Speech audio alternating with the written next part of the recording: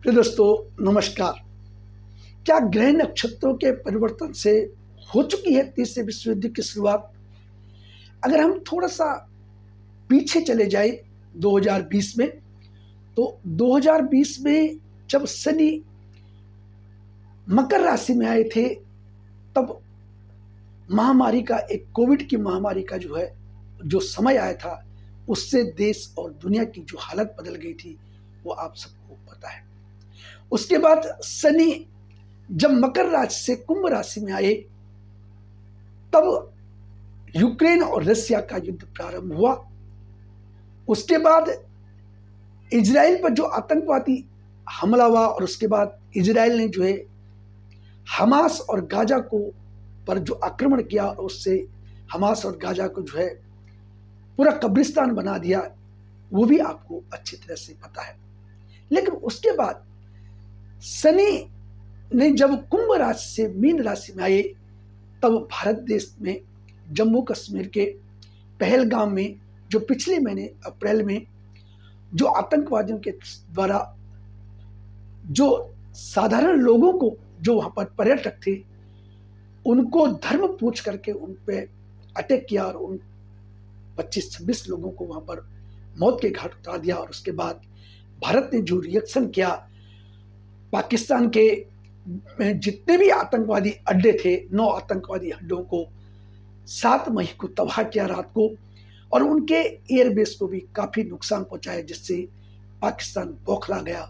और उसके बाद उसने एक सीज फायर की भारत से गुहार लगाई, और भारत ने इस पर कुछ शर्तों पर एग्री हुआ।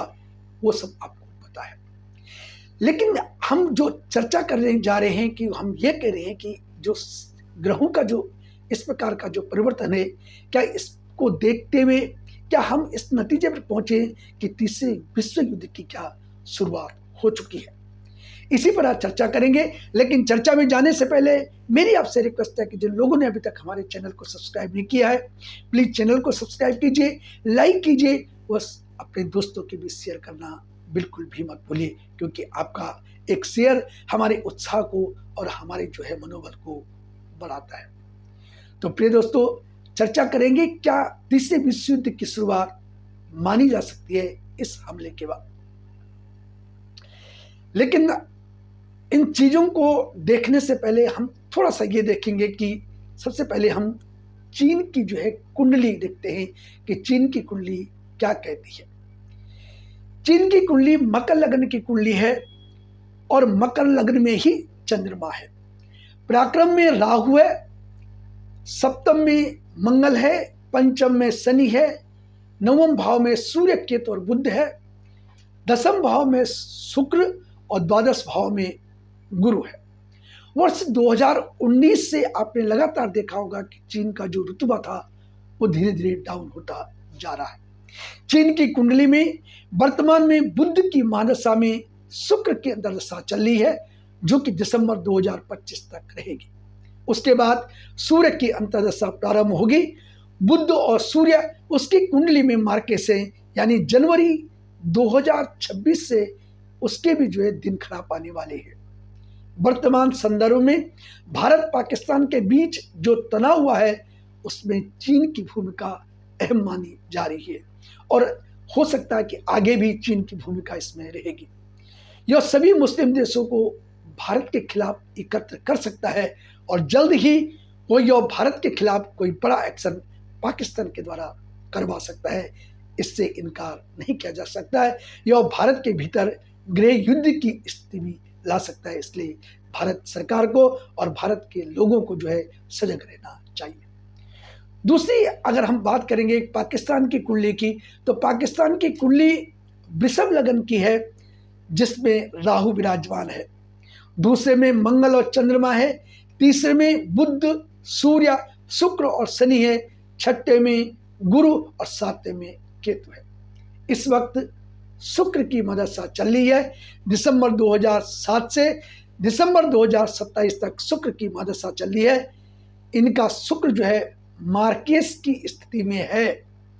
शुक्र में बुध और बुध में चंद्रमा चल रहा है। 27 मई के बाद बुध में मंगल चलेगा और 27 मई के बाद इसकी जो स्थिति है वो थोड़ा सा डामाडोल हो जाएगी, जो हो गई है। और दिसंबर 2027 तक चीन के चक्कर में उसका नामो निशान नहीं मिल सकता, यानी पाकिस्तान की बुरी हालत हो सकती है। कुछ लोग पाकिस्तान की कुंडली मेष लग्न की भी बताते हैं, तो उसके अनुसार भी शुक्र मार्केस की दशा इन पर चल रही है, जो कि अच्छी नहीं है। अब बात करेंगे भारत की कुंडली की, उस पर चर्चा करेंगे। भारत की कुंडली भी वृष लग्न की है, जहां लग्न में ही राहु है, दूसरे भाव में मंगल है, तीसरे भाव में बुध, चंद्रमा, शुक्र और शनि है, छठे भाव में तुला राशि में गुरु है और आठवें भाव में केतु है। भारत को चंद्र की महादशा इस टाइम चल रही है, जो कि सितंबर 2025 तक रहेगी। सितंबर 2025 के बाद मंगल की महादशा प्रारंभ होगी, जो उसके लिए अच्छी रहने वाली नहीं है। सितंबर अभी जो चंद्रमा में सूर्य का अंतर चल रहा है, जो कि 12 मई 2025 से जून तक रहेगा। 12 मई 2025 का समय अच्छा है, परंतु भारत पाकिस्तान और चीन को दबाने में कामयाब इसमें हो सकता है। भारत का रसिया पूरी तरह से इसमें साथ देगा। दूसरी ओर पीएम मोदी की कुंडली में मंगल बहुत स्ट्रॉन्ग है, बहुत स्ट्रॉन्ग पोजीशन में है। भारत के खिलाफ कोई भी शक्ति इस टाइम सफल नहीं हो पाएगी। वर्ष 2026 में भारत एक बड़े युद्ध में आ सकता है और 28 दिसंबर 2027 तक हो सकता है कि पाकिस्तान के अलग अलग टुकड़े हो जाएं या पाकिस्तान का जो नक्शा है वो चेंज हो जाए। हालांकि एक अन्य ज्योतिषीय विश्लेषण के अनुसार 23 फरवरी 2028 से 17 अप्रैल 2030 तक शनि मेष राशि में रहेंगे। इस बीच पाकिस्तान और बांग्लादेश नाम का कोई देश भी रहेगा कि नहीं रहेगा, इसके अधिकांश हिस्से उसमें भारत में मिल सकते हैं और बाकी जो बनेंगे वो स्वतंत्र देश के रूप में कार्य कर सकते हैं। अब इन सब चीज़ों को देख करके थोड़ा सा हम अपने देश के प्रधानमंत्री की कुंडली पर भी थोड़ा सा नज़र डालें, तो पीएम मोदी की कुंडली में वृश्चिक लग्न की मोदी जी की कुंडली में चंद्र और मंगल विराजमान है। चतुर्थ भाव में नीच के होकर के बृहस्पति विराजमान है। पंचम भाव में राहु, दसम भाव में शुक्र और शनि विराजमान है। इसके बाद लाभ भाव में सूर्य, बुध और केतु विराजमान है। यह कुंडली नीच भंग राजयोग की है। लग्न भाव का मंगल दंड देने का काम कर सकता है।